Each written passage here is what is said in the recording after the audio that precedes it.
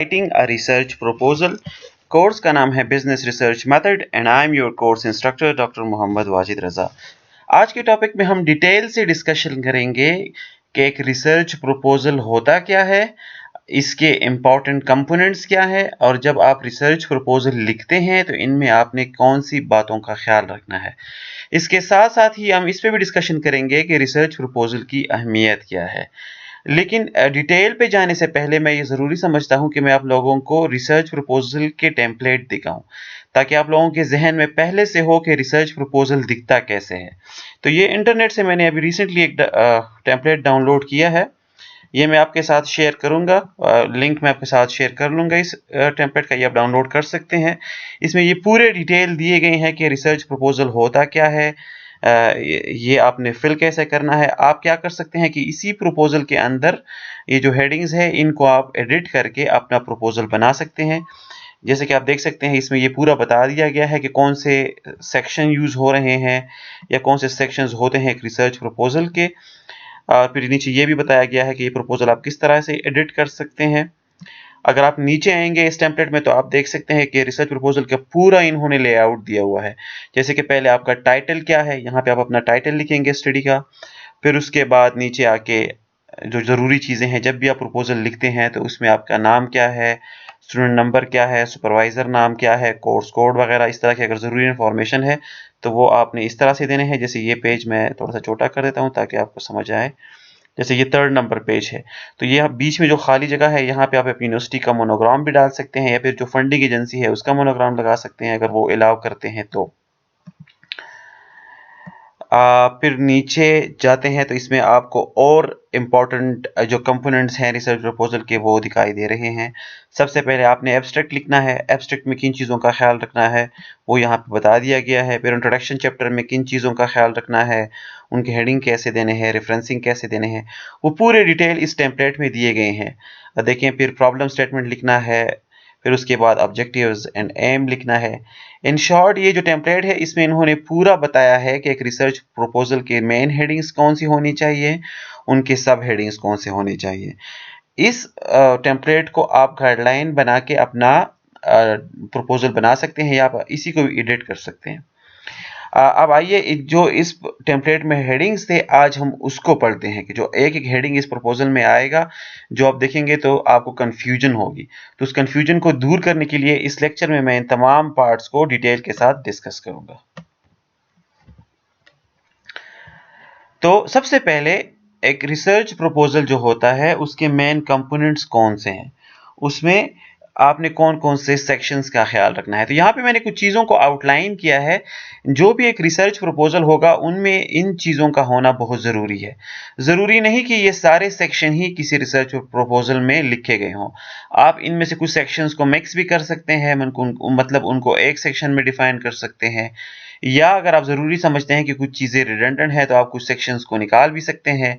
आप इसमें कुछ एक्स्ट्रा सेक्शंस डाल भी सकते हैं, ये आप पे डिपेंड करता है। लेकिन दीज आर जस्ट गाइडलाइंस, इससे आपको खासा अंदाज़ा हो जाता है कि जब हम एक रिसर्च प्रपोजल लिखते हैं तो हमें उनमें से कौन कौन से सेक्शंस इंक्लूड करने होंगे। जैसे एग्जेक्टिव समरी है, प्रॉब्लम स्टेटमेंट से लेके आखिर में जो प्रोजेक्ट मैनेजमेंट है, रेफरेंसेस है या फिर अपेंडाइसिस है। What is a research proposal? A plan or suggestion, especially a formal, a written one put forward for consideration by other. A research proposal is a document that outlines how you propose to undertake your research studies. Proposal is the initial plan of your research. It shows what the researcher wants to achieve. अब proposal क्या चीज़ है? जब भी आप कोई project शुरू करते हैं, फॉर एग्जांपल कोई घर बनाते हैं या फिर कोई गाड़ी खरीदते हैं या फिर कोई बिजनेस बनाते हैं, जो भी आप करते हैं, मैं जिस मिसाल दे रहा हूं, उसको करने से पहले जरूरी होता है कि आप एक प्रपोजल बनाएं। प्रपोजल में क्या होगा, प्रपोजल में आप एक्चुअली अगर आप सपोज एक घर बना रहे हैं तो एक दो तरीके कार हैं। एक तो आप फटाफट मटेरियल ले आए, उस पर काम शुरू करें, तो हो सकता है वो अच्छा बन जाए, लेकिन ज्यादा चांसेस है कि उसमें बाद में मसाइल आए, उसके नक्शे में मसाइल आए, उसके मटेरियल कम या ज्यादा हो, आपकी प्लानिंग गलत हो। इसलिए जरूरी होता है कि उस पर प्रैक्टिकली काम शुरू करने से पहले आप उसके लिए एक प्रपोजल बनाएं और प्रपोजल में पूरा लिखें कि जी इलाका रकबा कितना है, उस पे हमने नक्शा कौन सा डालना है, नक्शे के हिसाब से मटेरियल कितना आना है, उस पे हमारे बनाने का तरीक़ाकार क्या होगा, मार्बल लगेंगे, चिप्स लगेंगे, सिंपल दीवारें होंगी, डेकोरेटेड दीवारें होंगी, दरवाजे कौन से होंगे, लाइट्स कितने होंगे, इस पे पूरा बजट कितना आएगा, कारीगरों का खर्चा। ये सब आप जब पेपर वर्क पे काम कर लेते हैं तो इससे आपको पता चल जाता है कि ये काम हमारे करने का है या नहीं, ये काम हमारे बजट में हो सकता है या नहीं हो सकता, और स्पेसिफिकली ये काम करने में कितना टाइम लगेगा। देखिए, जब आप इस तरह का प्रपोजल बनाते हैं तो आपको चीज़ें बड़ी आसान हो जाती हैं।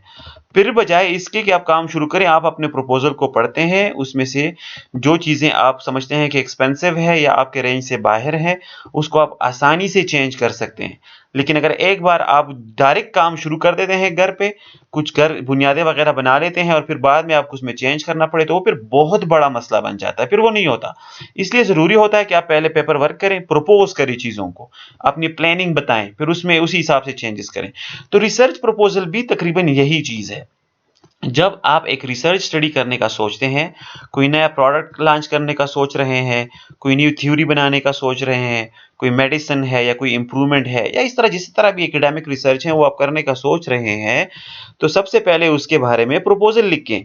प्रपोजल क्या है? ये आपका फ्यूचर प्लान बताता है कि रिसर्चर क्या करना चाहता है, कौन से फील्ड ऑफ स्टडी में काम करना चाह रहा है, उस फील्ड ऑफ स्टडी में वो कौन से एरिया को इम्प्रूव या फिर टेस्ट करना चाह रहा है। इसके साथ साथ वो अगर कोई नई स्टडी करना चाह रहा है तो उसकी मेथोडोलॉजी क्या होगी, मतलब आप इसमें लिखेंगे। आपका बजट कितना आएगा, ये पूरा आप रिसर्च प्रपोजल में लिख लेते हैं। तो व्हाट इज रिसर्च प्रपोजल?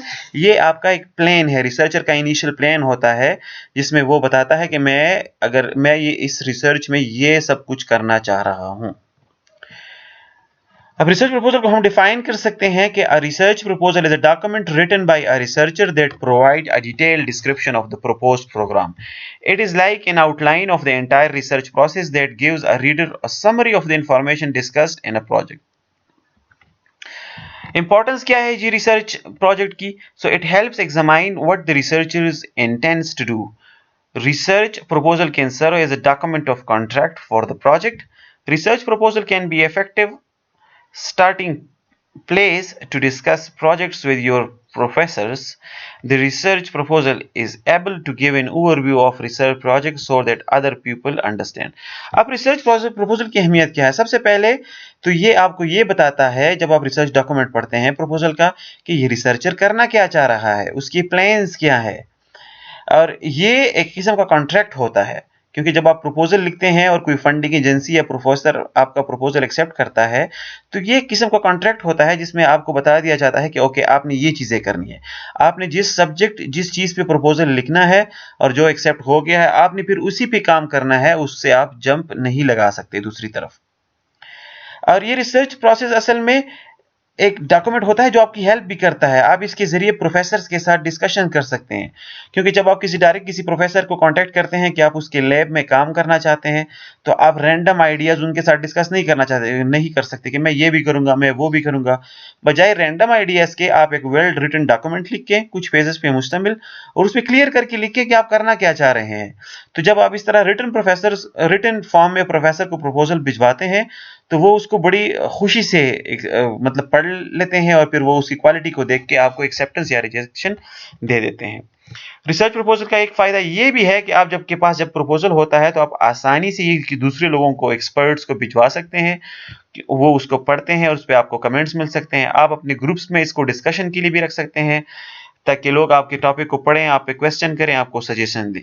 तो रिसर्च प्रपोजल बहुत ज़रूरी है। इसकी एक और इम्पोर्टेंस ये भी है कि जब आपके पास रिटन डॉक्यूमेंट होता है रिसर्च प्रपोजल का, तो आप किसी भी यूनिवर्सिटी में एडमिशन के लिए अप्लाई कर सकते हैं। अगर आपके जहन में बहुत से आइडियाज़ हों लेकिन वो रिटन फॉर्म में ना हो, तो आप किसी यूनिवर्सिटी को ये नहीं कह सकते कि मेरे जहन में है, आप मुझे एडमिशन दे दें, या फिर कोई फंडिंग एजेंसी को आप कन्विंस नहीं कर सकते। इसलिए रिसर्च प्रपोजल आपको लिखना पड़ेगा, एक वेल रिटन डॉक्यूमेंट, जो आप फिर मुख्तलिफ यूनिवर्सिटीज़ को, फंडिंग एजेंसी को भिजवाते हैं जहाँ से आपको फंडिंग्स मिल सकते हैं। इसलिए रिसर्च प्रपोजल आपके फंडिंग चांसेस भी अच्छे खासे इंक्रीज कर देता है। रिसर्च प्रपोजल के फ़ायदे मैंने पिछले स्लाइड में ही डिस्कस कर लिए। आप यहाँ पे देखें तो मैंने लिखा है कि ये आपको फंड जीतने में आपकी हेल्प कर सकता है। और ये रिसर्च प्रपोजल क्या करता है कि it allows you to review and critically evaluate your current research programme. जब आप इसको लिखते हैं तो फिर आप खुद भी इसको क्रिटिकली पढ़ सकते हैं और आप इसमें चेंजेस कर सकते हैं। रिसर्च प्रपोजल के जरिए आप अपने आप को और दूसरों को बड़ी आसानी से कन्विंस कर सकते हैं कि आपकी रिसर्च के बारे में प्लान्स क्या है। Note, research proposal save your time and energy, ये बड़ा अहम पॉइंट है। जिस तरह मैंने पहले घर का मिसाल दिया, अगर आप एकदम से कोई घर पे कंस्ट्रक्शन पे काम शुरू करते हैं और बाद में फिर आपको मसाइल आते हैं, आपको नक्शा नहीं पसंद या मटेरियल का मसला होता है या फिर कोई और मसला हो सकता है, तो वो बड़ा मुश्किल हो जाता है। या तो फिर वो अपने सारे बुनियादें फिर से खराब करके दोबारा काम शुरू करना होगा। इन दैट केस आपके फाइनेंशियल लॉसेस भी होते हैं, आपका टाइम भी लॉस होता है। Same is the process with research. अगर आपके पास प्रॉपर प्रपोजल नहीं है और आप एकदम से लैब में जाके काम शुरू कर लेते हैं विद ब्लाइंड आइज, तो क्या होगा?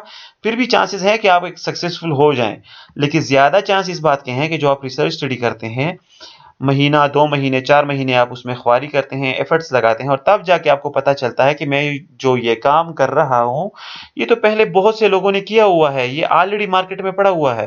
तो उस केस में क्या होगा? आपका टाइम भी वेस्ट होगा, आपकी एनर्जीज भी वेस्ट होंगे और आपके अच्छे खासे फाइनेंशियल लॉसेस भी हो सकते हैं।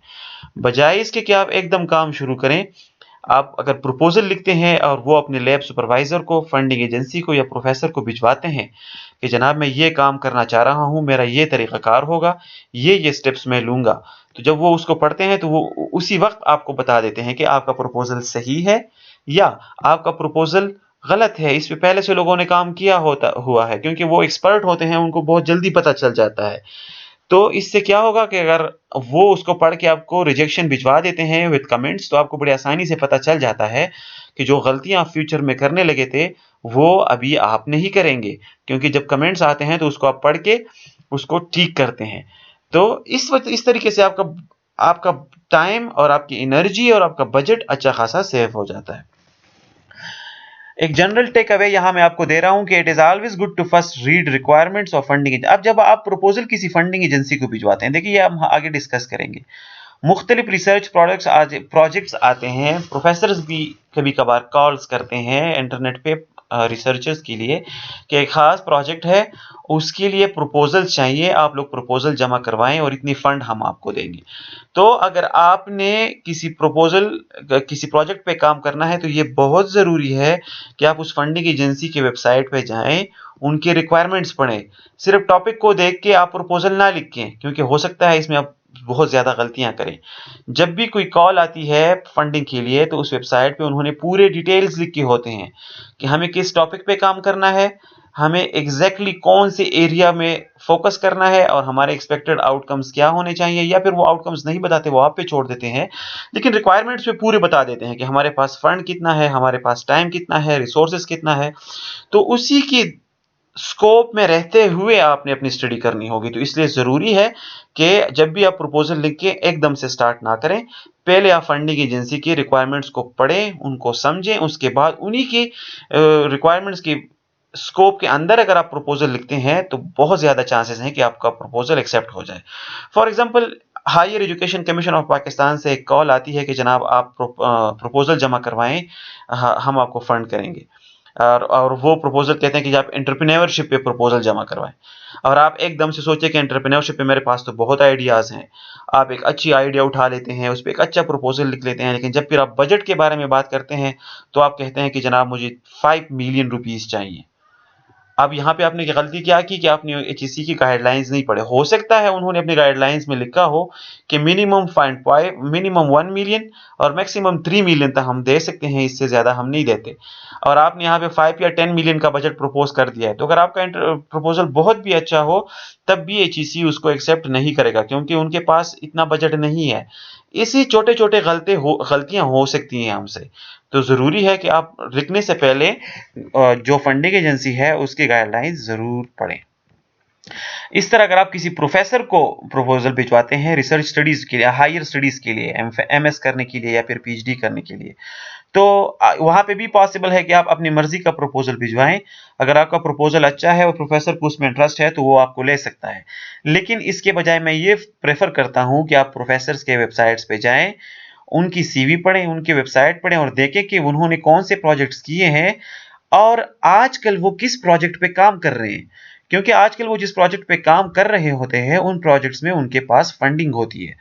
तो फिर आप कोशिश करें कि अगर आप उसी एरिया में उनको प्रपोजल भिजवाते हैं तो वो उनके लिए ज्यादा आसान रहता है आपको जॉब देना, बजाय इसके कि आप अगर एक नया टॉपिक भिजवाएं तो फिर प्रोफेसर के लिए मुश्किल होता है, क्योंकि फिर पहले वो आपके लिए फंडिंग ढूंढेगा, फिर उसके बाद आपको वो जॉब ऑफर करेगा, रिसर्च पोजीशन ऑफर करेगा।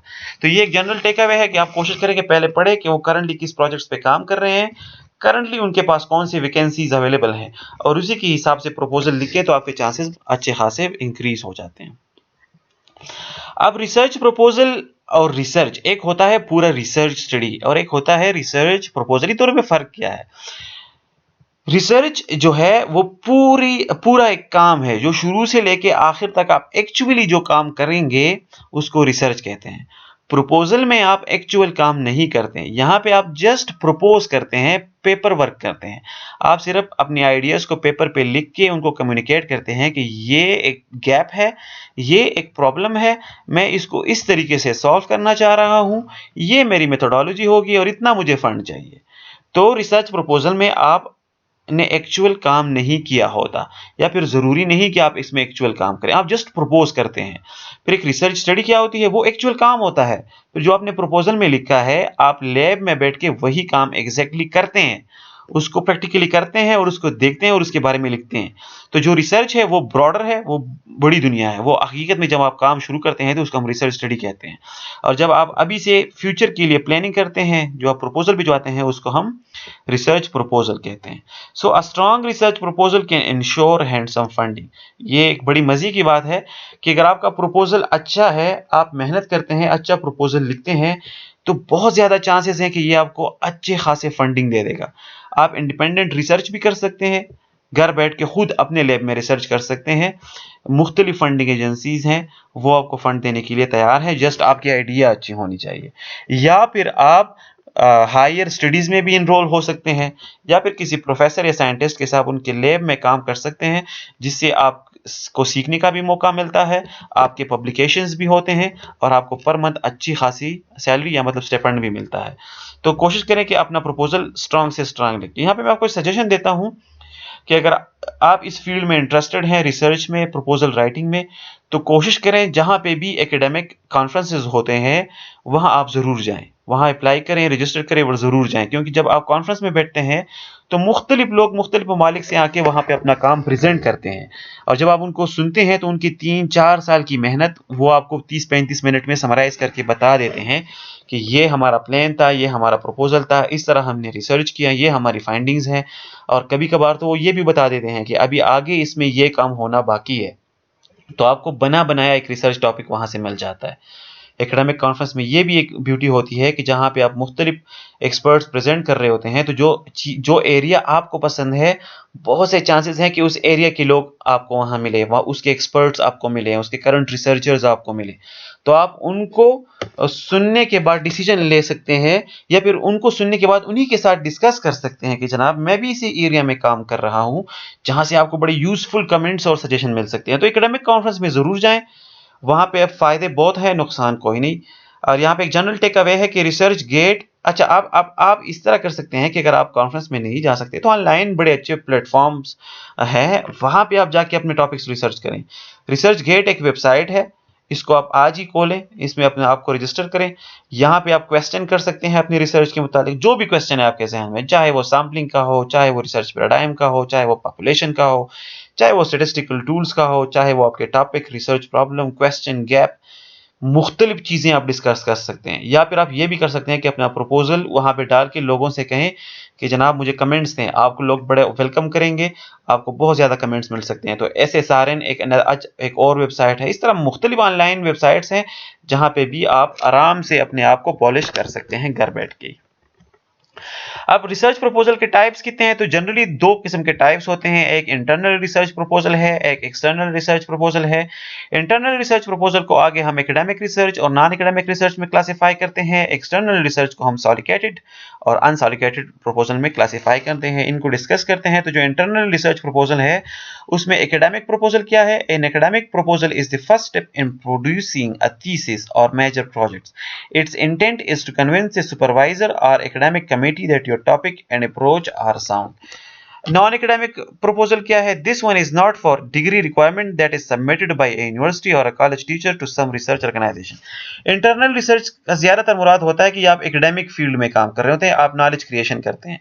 तो या तो एकेडमिक जो होता है उसमें आप किसी प्रोफेसर या लैब सुपरवाइजर को अपना प्रपोजल भिजवाते हैं और उसमें खासकर ये मेंशन करते हैं कि आप ये स्टडी करना चाहते हैं एमएस या पीएचडी डिग्री के लिए, और आप सुपरवाइजर को कन्विंस करते हैं जहां से आपको हायर डिग्रीज में एडमिशन मिलता है।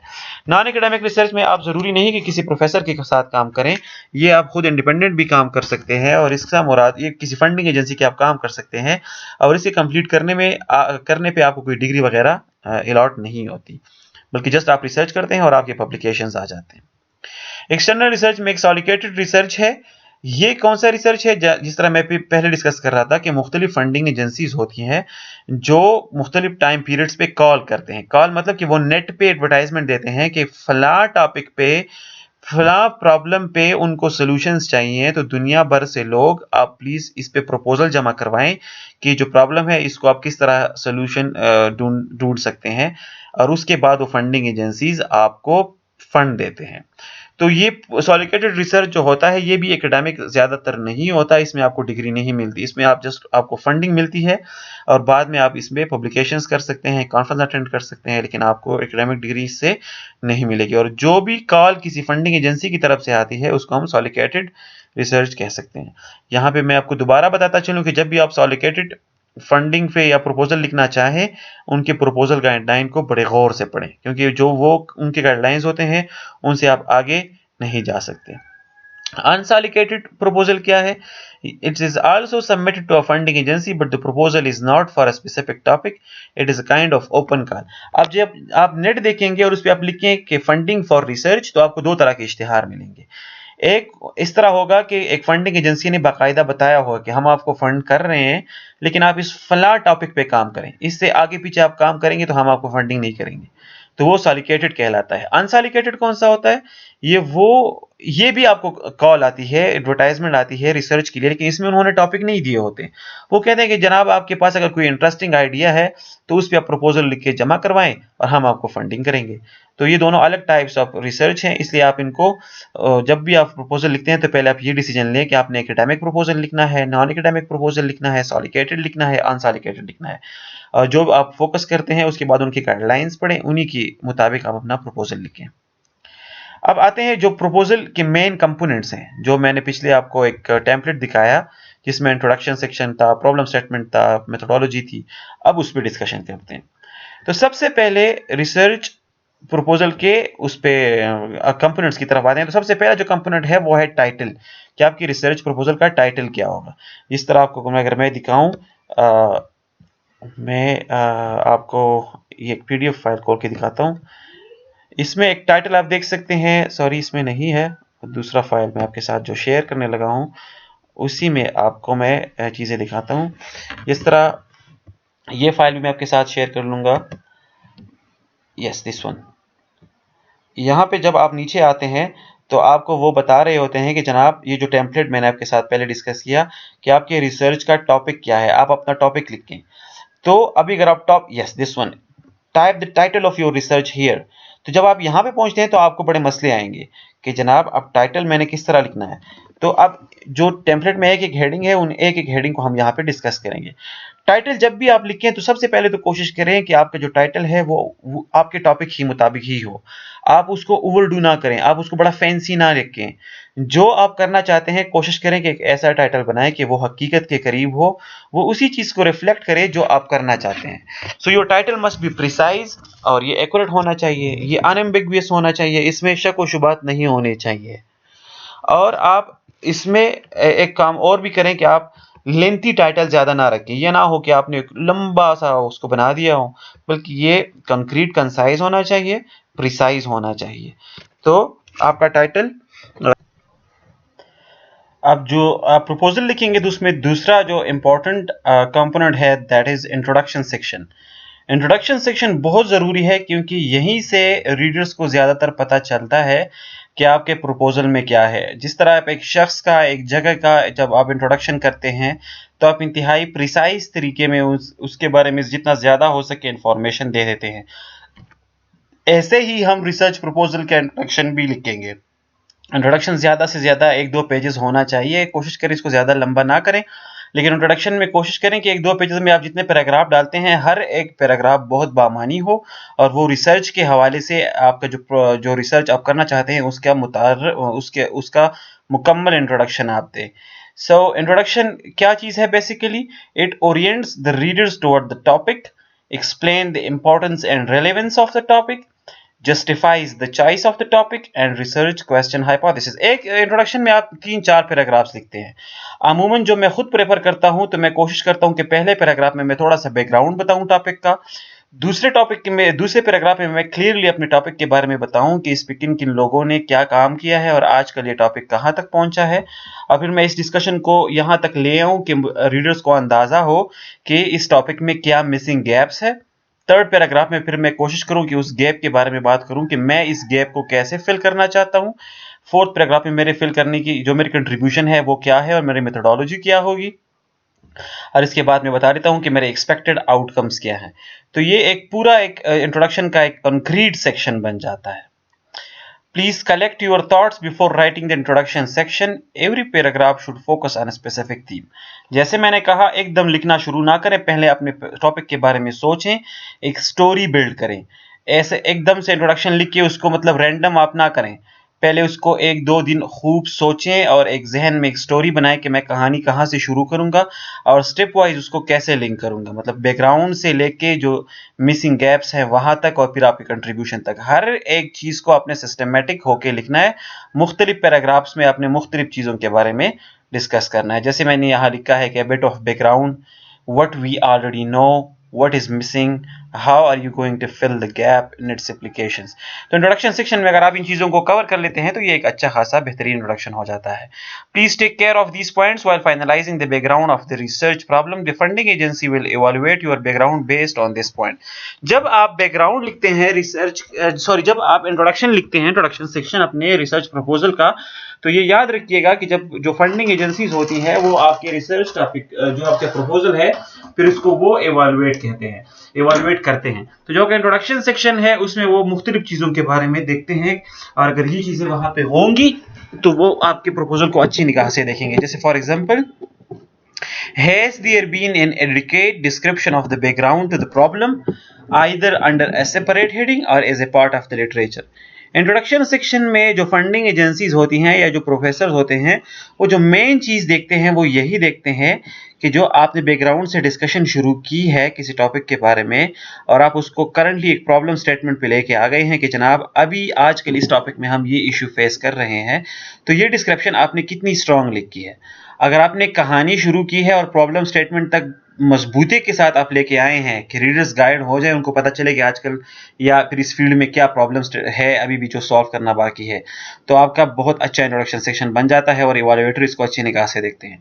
लेकिन अगर आप इसको रैंडम करते हैं और आपकी राइटिंग में जंप्स हों और रीडर्स को पता ही ना चले कि आपका बैकग्राउंड से आप किस तरह लिंक कर रहे हैं प्रॉब्लम स्टेटमेंट के साथ, तो वो फिर मसला बन जाता है। स्टेटमेंट ऑफ द प्रॉब्लम दूसरा एक कंपोनेंट है इंपॉर्टेंट लिटरेचर रिसर्च प्रपोजल का। The problem statement describes the context of the study and it also identifies the general analysis approach, should indicate why the research need to be done and what will be its relevance, conveys information about the research problem। Problem statement लिखते वक्त भी आपने बहुत सी बातों का ख्याल रखना है जो स्टेटमेंट ऑफ द प्रॉब्लम है। स्टेटमेंट ऑफ द प्रॉब्लम में आपने ये देखना है कि आपने कंक्रीट लिखना है, प्रिसाइज लिखना है कि आप किस प्रॉब्लम पे काम करना चाह रहे हैं। प्रॉब्लम स्टेटमेंट ये बताएगा कि ये स्टडी क्यों हो रही है और ये कौन से मसले के बारे में ये जो काविश है ये चल रही है। और प्रॉब्लम स्टेटमेंट ही असल में आपको रिसर्च प्रॉब्लम के बारे में बताता है। जब भी आप अपना रिसर्च प्रपोजल लिखें तो कोशिश कीजिए कि प्रॉब्लम स्टेटमेंट में कुछ बातों का बहुत ख्याल रखें, क्योंकि जो फंडिंग एजेंसी है वो इनको भी इवैल्यूएट करते हैं और आपके प्रॉब्लम स्टेटमेंट में वो तकरीबन 3 बातों को देखते हैं कि ये उसमें मौजूद है या नहीं। Is the problem line of inquiry clearly defined, क्या जो आप जिस प्रॉब्लम पे आप काम करना चाह रहे हैं वो आपने क्लियरली डिफाइन किया है कि नहीं। Is the basic research problem well formulated or is it poorly and vaguely structured?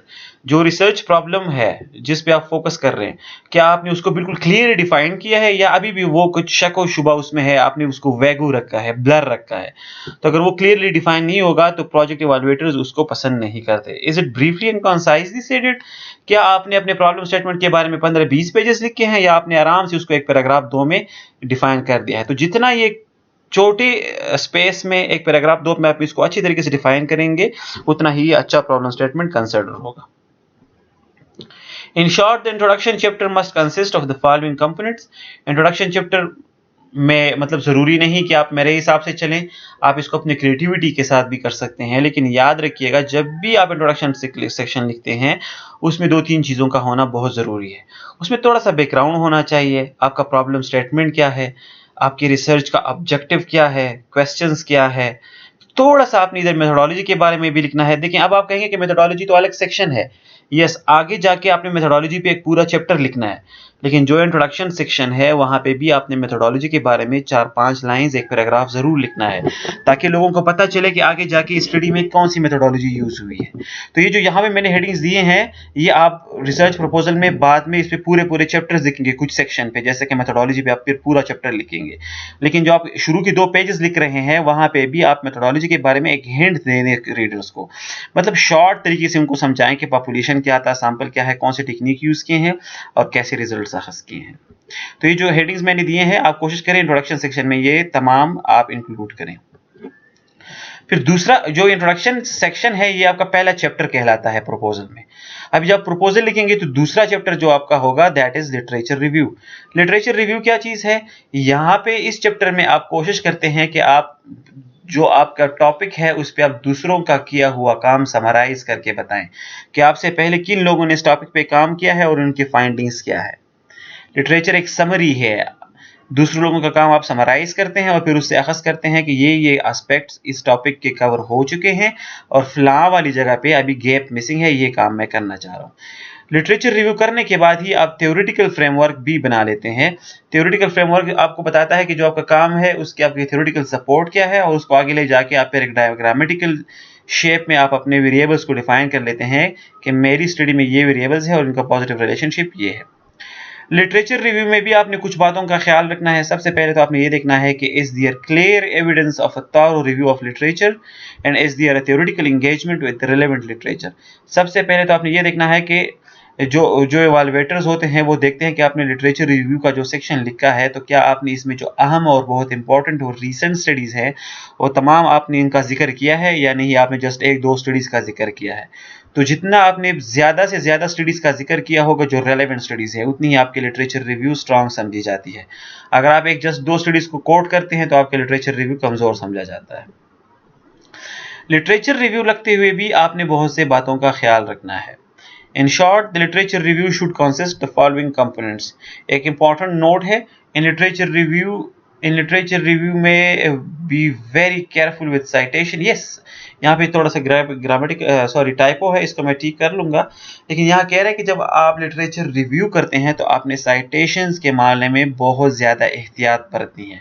Citation क्या है, जब आप लिटरेचर रिव्यू करते हैं और किसी दूसरी स्टडी के बारे में मुझे बताते हैं, सपोज आप कहते हैं कि जनाब मिलर एंड मोडिग्लियानी कैपिटल स्ट्रक्चर के बारे में उनका पेपर है, अगर आप उसके बारे में अपने पेपर में लिख रहे हैं तो आखिर में उसने इसका आपने उस काम का हवाला देना है, आपने ये लिखना है कि ये काम किस ने किया है या फिर जो आप आर्गुमेंट दे रहे हैं वो आर्गुमेंट किसने प्रेजेंट किया है। तो जिस रिसर्च पेपर या बुक का हवाला आप दे रहे हैं उसको साइटेशन कहते हैं। इसके मामले में आपने बहुत ज़्यादा एहतियात से काम लेना है। 2 चीज़ों का ख्याल रखना है, एक तो साइटेशन का तरीक़ाकार ठीक होना चाहिए, साइटेशन का अपना तरीक़ाकार होता है वो मैं आपको अगले क्लास में समझा दूंगा। दूसरा जो साइटेशन है वो रेलेवेंट हो, रीसेंट हो और क्वालिटी जर्नल्स के हों। ऐसे भी आपने नहीं करना कि बस एरे गैरे का यहाँ वहाँ जो लो कैटेगरी जर्नल्स हैं उसके पेपर्स आपने साइट किए हों। जितने आप हाई क्वालिटी जर्नल्स हैं अगर उनके आप हवाले देते हैं उतना ही आपका लिटरेचर रिव्यू बेहतरीन समझा जाता है। ये जर्नल्स हाई क्वालिटी क्या चीज़ है, साइटेशन कैसे देते हैं, इस पे मैं इंशाल्लाह अगले लेक्चर में डिटेल से बात करूंगा। लिटरेचर लिखते हुए आप इसको एक ही स्टोरी की शेप में भी लिख सकते हैं, आप इसको मुख्तलिफ हेडिंग्स में भी डिवाइड कर सकते हैं, आप इसको पॉइंट वाइज भी लिख सकते हैं, आप इसको टॉपिक वाइज भी लिख सकते हैं, ये आपके पास फुल फ्रीडम है। लेकिन लिटरेचर लिखते हुए मेन जो फोकस है वो आपने यही करना है कि मैंने दूसरों के काम को समराइज करके एक ऐसी स्टोरी बिल्ड करनी है कि उसमें दूसरों के काम का हवाला भी हो, उनको साइटेशन भी मिले और आखिर में ये इस तरह से समराइज हो कि लोग आके जो प्रॉब्लम स्टेटमेंट है वहां तक आप रीडर्स को गाइड कर सकें। तो लिटरेचर रिव्यू में आपने किन चीज़ों का ख्याल रखना है? Definition of the technical terms, जो स्टडी आप कर रहे हैं उसमें जो आप टेक्निकल टर्म्स हैं उसकी डिफिनीशन पे भी फोकस करें, दूसरी स्टडीज की साइटेशन दें, उनके रेफरेंस से आप चीज़ों को डिफाइन करें ताकि जो लोग आपकी स्टडी पढ़ रहे हैं उनको पता चले कि कॉन्सेप्ट्स क्या है।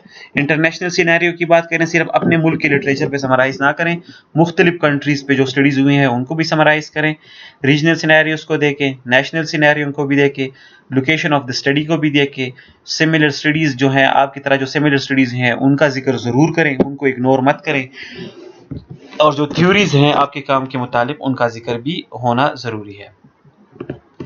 जब आप लिटरेचर रिव्यू करते हैं तो उसके एंड पे आपने लिटरेचर को समराइज करके प्रेजेंट करना होता है कि जो दूसरों लोगों का काम है उनको पढ़ के हमने ये सीखा। कुछ पैराग्राफ्स में आप इसकी समरी लिखते हैं और फिर उसके बाद आप हाइपोथेसिस लिखते हैं। हाइपोथेसिस पे मैं पहले डिस्कशन कर चुका हूँ, ये रिसर्चर का क्लेम होता है, ये वो हाइपोथेसिस वो स्टेटमेंट है जो रिसर्चर टेस्ट करने जा रहा है, जो रिसर्चर दावा करता है कि ये फला वेरिएबल्स के बीच रिलेशनशिप बन रहा है, या जो आप प्रॉब्लम स्टेटमेंट देख रहे हैं उसके बारे में जो आप प्रोपोज सोल्यूशन दे रहे हैं उसके बारे में आप हाइपोथेसिस लिखते हैं। मैं पहले डिस्कस कर चुका हूं कि हाइपोथेसिस के दो टाइप्स हैं, अल्टरनेट नल हाइपोथेसिस और अल्टरनेटिव हाइपोथेसिस। तो आपने अपने प्रपोजल में दोनों हाइपोथेसिस का जिक्र भी करना है। अगर आपको हाइपोथेसिस नहीं है तो पहले लेक्चर से ये स्लाइड मैंने कॉपी किया है, आप इससे पहले जो लेक्चर था रिसर्च प्रोसेस का उसको पढ़ें, उसमें हाइपोथेसिस पे पूरी डिस्कशन है। अगर समझ नहीं आती तो आप इस स्लाइड्स को भी पढ़ सकते हैं और यहाँ से आप अंदाज़ा लगा सकते हैं। बट पॉइंट इज कि आप रिसर्च प्रपोजल लिख रहे हैं तो उसमें अपने लिटरेचर रिव्यू के आखिर में आपके जितने हाइपोथेसिस है, 10 हाइपोथेसिस है, 5 है, 1 है, 2 हैं, जितनी भी हैं उनको भी आपने लिखना है। ऑब्जेक्टिव ऑफ द स्टडी आपने जरूर लिखनी है अपने प्रपोजल में। और normally objective of the study जो होता है ये फर्स्ट चैप्टर में आता है, ये लिटरेचर रिव्यू के बाद नहीं आता। तो जो इंट्रोडक्शन सेक्शन लिख रहे हैं वहां पे आप अपना ऑब्जेक्टिव भी लिखें। ऑब्जेक्टिव क्या है? जो स्टडी आप कर रहे हैं उसका मकसद क्या है वो आपने लिखना है। सपोज मैं ये देखना चाह रहा हूँ कि जितना स्ट्रेस बढ़ेगा तो स्ट्रेस से एम्प्लॉइज की परफॉर्मेंस इफेक्ट होती है कि नहीं होती। अब मेरे दो वेरिएबल्स हैं, एक स्ट्रेस है और एक एम्प्लॉइज परफॉर्मेंस है, लेकिन अगर इस पर मैं ऑब्जेक्टिव लिखना चाहूँ तो मैं कैसे लिखूंगा? To highlight the nature of relationship between stress and employees performance. या एक और एग्जाम्पल ले लेते हैं, to develop a robust screening method for Sharia compliant investors। एक और एग्जांपल ले सकते हैं, to highlight the reason for less development of banking sectors, to test the effect of financial literacy and financial inclusion। देखिए मुख्तलिफ variables के बारे में मैंने आपको मिसाल के तौर पर ऑब्जेक्टिव्स बताती हैं कि आपने ऑब्जेक्टिव्स इस तरह लिखने होते हैं। ऑब्जेक्टिव आपने बड़े शॉर्ट लिखने हैं, इसमें आपने पैराग्राफ्स नहीं लिखने, एक दो लाइन में अपना पूरा ऑब्जेक्टिव आपने लिखना है। अगर आपके 3 ऑब्जेक्टिव हैं तो फिर आप 3 बुलेट्स डालें, आपके 2 ऑब्जेक्टिव हैं तो आप 2 बुलेट्स डालें, उस हिसाब से आप अपनी स्टडी के ऑब्जेक्टिव लिख लें। सिग्निफिकेंस ऑफ द स्टडी पे आपने बात करनी है अपने प्रपोजल में। सिग्निफिकेंस ऑफ द स्टडी भी इंट्रोडक्शन चैप्टर का हिस्सा है, या आप लिटरेचर रिव्यू के बाद नहीं करते या आप इंट्रोडक्शन सेक्शन में करें। सिग्निफिकेंस क्या है? सिग्निफिकेंस असल में आपने ये लिखना है कि आपकी स्टडी क्यों ज़रूरी है, आप ये स्टडी जो कर रहे हैं इसका फ़ायदा क्या है। आप ये सिग्निफिकेंस इस तरीके से लिखें, ये पैराग्राफ 2, कि आप इसमें ये जवाब दे सकें कि अगर लोग आपकी स्टडी पढ़ें तो वो आपकी स्टडी क्यों पढ़े, उनको इससे पढ़ने से क्या फ़ायदा होगा। तो जब इन चीज़ों के आप आंसर दे देते हैं तो इससे आपके significance of the study clearly state हो जाता है। आखिर में आपने वर्क प्लान ज़रूर देना है। प्रपोजल का एक बहुत ही अहम हिस्सा होता है आपका वर्क प्लान। वर्क प्लान क्या है? प्रपोजल में आपने ये बात भी क्लियर करके बतानी होती है कि जनाब आप जो काम कर रहे हैं वो कितने अरसे में कंप्लीट होगा, और इस पे मतलब कि आपने एक पूरा टाइम पे फ्रेम नहीं बताना, बल्कि आपने पूरे अपने रिसर्च एक्टिविटीज को छोटे छोटे हिस्सों में डिवाइड करना है, और फिर आपने बताना है कि हर हिस्सा आप कितने अरसे में करेंगे। जैसे ये इसको करने के लिए आप गैंट चार्ट बनाएं। गैंट चार्ट क्या चीज़ है, ये आप एक्सेल में बना सकते हैं। जो नीचे मैंने फिगर दिया है ये गैंट चार्ट कहलाता है। तो आप अपनी जो एक्टिविटीज़ हैं उसके लिए आप गैंट चार्ट बनाएं, और गैंट चार्ट के जरिए आप प्रपोज करें कि अपना प्रोजेक्ट कितने अरसे में कंप्लीट होगा और कौन सा स्टेप कितने टाइम पीरियड में कंप्लीट होगा। जैसे ये आप जो गैंट चार्ट है ये आप देख सकते हैं। इसमें पहला स्टेप मैंने लिखा है कंपोजिशन। तो मतलब कि आप अपने रिसर्च जो है उसको आप लिखेंगे, राइट अप करेंगे, उसको वक्त के साथ साथ उसमें चीज़ों के हाईलाइट करेंगे। तो यहाँ पे मैंने लिखा है कि ये शुरू से स्टार्ट होगा और आखिर तक चलेगा, ये कभी ये नहीं रुकेगा। ये पूरा जितना रिसर्च के 30 महीने टाइम पीरियड है उसका गैंट चार्ट है उसमें चलता जाएगा। अगर आप तीसरी हेडिंग देखिए, that is literature review. Literature review क्या है, इस पे हमने डिस्कशन की है। इस गैंट चार्ट में ये बता रहा है कि ये अक्टूबर 2020 के करीब शुरू होगा और अगस्त 2021 तक ये हम लिटरेचर रिव्यू करेंगे। फिर इसके बाद डेटा कलेक्शन है। तो आप देख सकते हैं कि जब आप लिटरेचर रिव्यू 2-3 महीने कर लेते हैं, मार्च 21 तक जब आप पहुंच जाते हैं तकरीबन, तो उसी वक्त आप फिर कहते हैं कि मैं डेटा कलेक्शन भी करूंगा। फिर एल्गोरिथम डेवलपमेंट है, उसका अपना टाइम पीरियड बताया है। फिर डेटा एनालिसिस है, उसका अपना टाइम पीरियड बताया है। तो गैंट चार्ट में आप दो चीजें बताते हैं, कितने एक्टिविटीज होंगे, कौन सी एक्टिविटी पहले, कौन सी एक्टिविटी बाद में, कौन सी एक्टिविटी उसके बाद, और एक एक्टिविटी को आपको करने में कितना टाइम पीरियड लगेगा। तो दिस इज वेरी इंपॉर्टेंट। ये आपके प्रोजेक्ट की एक्सेप्टेंस रेट को बढ़ा देता है। आपने मेथोडोलॉजी पे एक अलग चैप्टर लिखना है अपने प्रपोजल में। मेथोडोलॉजी सेक्शन पे आपने क्या लिखना है, पूरे थीसिस में जब हम मेथोडोलॉजी चैप्टर लिखते हैं तो वो बड़ा लेंथी लिखते हैं। प्रपोजल में आप लेंथी ना लिखें, एक पेज लिखें, 2 पेज लिखें, शॉर्ट लिखें, लेकिन उसमें कोशिश करें कि आप हर जो इसके मुख्तलिफ कंपोनेंट्स हैं मेथोडोलॉजी सेक्शन के, उस पर डिटेल से और कंक्रीट डिस्कशन करें। तो जब आप मेथोडोलॉजी लिख रहे हैं उसमें आप कोशिश करें कि आप कुछ चीज़ों को बड़ा एक्सप्लेन करें। That is in proposal try to write your research methodology in short but concrete way. Try to answer the following question in your methodology section. What research paradigm will you use? What will be your population of study? What sampling strategy and sample size will you use? How will you collect the data? मतलब आप जो data collect करेंगे वो interviews से होगा, questionnaire से होगा, discussion से होगा। ये भी आपने मेथोडोलॉजी में शॉर्ट करके लिखना है। और जो डेटा एनालिसिस टूल है, प्रपोज डेटा एनालिसिस टूल, क्योंकि अभी आप रिसर्च अभी तो नहीं कर रहे हैं, फ्यूचर के लिए कर रहे हैं। तो यहाँ पे आप लिखिए कि प्रपोज करके जो मेरी स्टडी है उसमें मैं फला रिसर्च, फला डेटा एनालिसिस टेक्निक यूज करूंगा, डिस्क्रिप्टिव स्टैटिस्टिक के फला टेक्निक यूज करूंगा, इन्फरेंशियल एनालिसिस से फला टेक्निक यूज करूंगा। फिर रिसर्च डिजाइन के बारे में भी आप बात करें, थोड़ा सा ही 1-2 पैराग्राफ लिखिए, लेकिन जरूर लिखें। रिसर्च डिजाइन लिखते हुए आपने जिन चीजों को हाईलाइट करना है उसमें आप आंसर करें कि आपकी स्टडी डिस्क्रिप्टिव होगी, आपकी स्टडी मिक्स मेथड से चलेगी, या आपकी स्टडी क्वांटिटेटिव होगी, या आपकी स्टडी क्वालिटेटिव होगी। इस पे हम पहले लेक्चर में टाइप पे डिस्कशन कर चुके हैं। आप वो लेक्चर्स लें तो वहां से आपको अंदाजा हो जाएगा कि ये 4 मेथड्स क्या है। और आपने अपने रिसर्च प्रपोजल में ये क्लियर करके लिखना है कि जो स्टडी आप प्रपोज कर रहे हैं वो कौन से मेथड से आप करेंगे। वो आप डिस्क्रिप्शन मेथड से करेंगे, क्वालिटेटिव से करेंगे, क्वालिटेटिव से करेंगे, या मिक्स्ड मेथड चलाएंगे। मिक्स मेथड से मुराद होता है एक ऐसी स्टडी जो क्वांटिटेटिव और क्वालिटेटिव दोनों तरीकों से की गई हो। मतलब उसके कुछ एस्पेक्ट्स क्वांटिटेटिव तरीके से कवर किए गए हों और कुछ एस्पेक्ट्स उसके क्वालिटेटिव हो, मतलब उसमें दोनों टूल्स यूज हुए हो, तो उसको मिक्स मेथड कहते हैं। प्रपोजल के आखिर में आपने रेफरेंसेस जरूर देने हैं। रेफरेंसेस से मुराद है कि आप एक पूरी लिस्ट दें कि किन किन लोगों का काम आपने पढ़ा है, किन किन लोगों का काम आपने इस प्रपोजल में साइट किया है। रेफरेंसेस बहुत ज़रूरी है। कोशिश करें कि जो रेफरेंसेस आप दे रहे हैं वो अप टू डेट हो, वो करेक्ट हो, वो रेलेवेंट हो, और आप उनका ओरिजिनल सोर्स दें। जिस किताब को आपने पढ़ा है उसी किताब का हवाला आप दें, आप किसी मतलब थर्ड पार्टी बुक का हवाला ना दें। अब ये एक बहुत इंपॉर्टेंट चीज़ है जो आप यहाँ इस वक्त याद कर लें कि जब आप रेफरेंसेस लिखते हैं तो उसके लिखने के मुख्तलिफ स्टाइल्स होते हैं। एक को जैसे APA स्टाइल है, शिकागो स्टाइल है, हार्वर्ड स्टाइल है, बहुत स्टाइल्स हैं। इन स्टाइल्स का क्या मुराद है, जब आप एक खास स्टाइल फॉलो करते हैं तो उस स्टाइल को फिर आप पूरे थीसिस में फॉलो करते हैं। ये आप नहीं कर सकते कि पहले पेज पे आपने APA फॉलो किया हो, दूसरे पे आपने हार्वर्ड किया हो, नहीं। अब क्वेश्चन राइज होता है कि ये स्टाइल्स है क्या। तो असल में ये एकेडमिक राइटिंग जब आप करते हैं, बुक्स लिखते हैं, रिसर्च पेपर लिखते हैं, तो आप इनमें से किसी एक मेथड को पहले चूज करते हैं और फिर उसी के रूल्स एंड रेगुलेशंस के तहत आप पूरा किताब लिखते हैं। जैसे स्टाइल क्या है, ये आपको बताता है कि आपने हेडिंग्स का साइज कितना रखना है, हेडिंग्स का तरीक़ाकार कैसे करना है, उनकी नंबरिंग कैसे देनी है, जो आपका मेन टेक्स्ट है उसका फॉन्ट साइज कितना होना चाहिए, कौन सी जगह पे आपने टेक्स्ट इटैलिक करना है, कौन सी जगह पे इटैलिक नहीं करना, अगर टेबल्स आप बनाते हैं तो उसकी डिजाइनिंग क्या होनी चाहिए, साइटेशन कैसी करनी है, रेफरेंसेस कैसे करने हैं, ये पूरे गाइडलाइंस एक स्टाइल में होते हैं। तो अगर आप एपीए स्टाइल अडॉप्ट करते हैं तो फिर आप अपना राइटअप, अपने हेडिंग्स, अपने फिगर्स, अपने टेबल्स, अपने रेफरेंसेस सारे एपीए के कवानीन के मुताबिक करेंगे। अगर आप हार्वर्ड करते हैं तो फिर सारे आप हार्वर्ड के मुताबिक करेंगे। इंशाल्लाह इन पे भी डिस्कशन होगी, लेकिन आप ये अभी याद रखें कि एकेडमिक राइटिंग में आपके पास आज़ादी नहीं होती, आप अपने स्टाइल से लिख नहीं सकते, बल्कि फॉर्मेटिंग में आपने इनमें से किसी एक स्टाइल को अडॉप्ट करना होगा। अब कुछ लोग जब प्रपोजल लिखते हैं तो उसमें बड़ी आम सी गलतियां होती हैं। वो गलतियां क्या है, आप कोशिश करें इन गलतियों से आप खुद को बचाएं। Too much details on minor issue but not enough detail on major issue.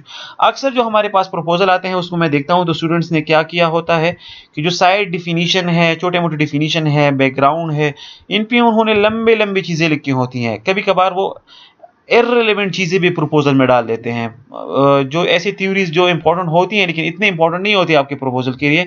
एक एक थ्योरी पे वो दो दो तीन तीन पेजेस डिस्कशन कर रहे होते हैं, और जब आप मेन टॉपिक जो है, मेन चीज जो है, रिसर्च प्रॉब्लम जो है, जहां तक वो आप पहुंचते हैं तो फिर वहां पे डिस्कशन क्लियर भी नहीं होती और बहुत छोटे एक दो लाइन में वो फिर वो चीजों को फारिग कर देते हैं। तो ये गलती आपने नहीं करनी, इररिलेवेंट चीजों को आपने ज्यादा जगह प्रपोजल में नहीं देनी।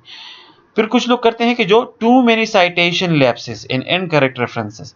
अक्सर लोगों से यह गलती होती है, या तो वो साइटेशन देते नहीं है या फिर वो बहुत ज्यादा डाल देते हैं, इररिलेवेंट साइटेशन डाल देते हैं। ऐसे ऐसे लोगों का जिक्र अपने प्रपोजल में कर लेते हैं जिन लोगों ने इस टॉपिक पे काम किया ही नहीं होता। तो आप कोशिश करें सिर्फ उन लोगों का जिक्र करें जिन्होंने आपके टॉपिक पे काम किया है, जो इररिलेवेंट चीजें हैं उनको आप ना डालें। फिर अक्सर लोगों के साइटेशन और रेफरेंसेस का स्टाइल गलत होता है। जैसे मैंने कहा, आपने एक खास स्टाइल फॉलो करना है, या एपीए या हार्वर्ड या शिकागो, इन स्टाइल के बगैर आप रेफरेंसिंग या साइटेशन नहीं कर सकते। स्लॉपी राइटिंग एक बहुत ज्यादा मसला है। स्लॉपी मतलब लापरवाही, लोगों के स्पेलिंग्स गलत होते हैं, उनके ग्रामेटिकल मिस्टेक्स होते हैं, किसी जगह पे उन्होंने टाइम न्यू रोमन यूज किया होता है, फॉन्ट्स स्टाइल किसी जगह पे एरियल, किसी जगह पे कोई और, कहीं पे आपका फॉन्ट साइज 12 होता है, कहीं पे आपका फॉन्ट साइज 16 होता है। ये चीजें आपने नहीं करनी, स्लॉपी राइटिंग आपने नहीं करनी। Failure to state all of the basic assumptions that are relevant to the study. जब भी आप कोई स्टडी करते हैं, इसके पीछे आप कुछ assumptions लेते हैं, कुछ आप चीजों को फर्ज करते हैं।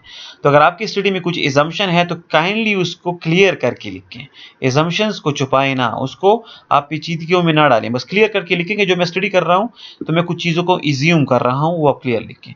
कंसर्न्स इररिलेवेंट assumption, कभी कभार आप assumption दे देते हैं लेकिन वो आपकी स्टडी के मुताबिक होता ही नहीं है। स्टडी एक चीज के बारे में होती है, assumption दूसरी चीज के बारे में होते हैं, तो इन चीजों का भी ख्याल रखें। Selecting unsubstantiated assumption which cannot be defended by any logic empirical evidence। कुछ लोग अपनी स्टडी के लिए ऐसे assumptions ले लेते हैं जो बहुत ही गैर हकीकी होते हैं। वो assumptions ना तो theoretically प्रूफ होते हैं, ना आप उसको लॉजिकली प्रूफ कर सकते हैं, ना आप empirical evidence से कर सकते हैं। तो ऐसे assumptions पर भी काम मत करें। फिजिबिलिटी बहुत ज़्यादा ज़रूरी है। जब भी आप प्रपोजल जमा करवाते हैं तो आप अपने फिजिबिलिटी पे बहुत ज़्यादा ध्यान दें। तो फिजिबिलिटी क्या चीज़ है?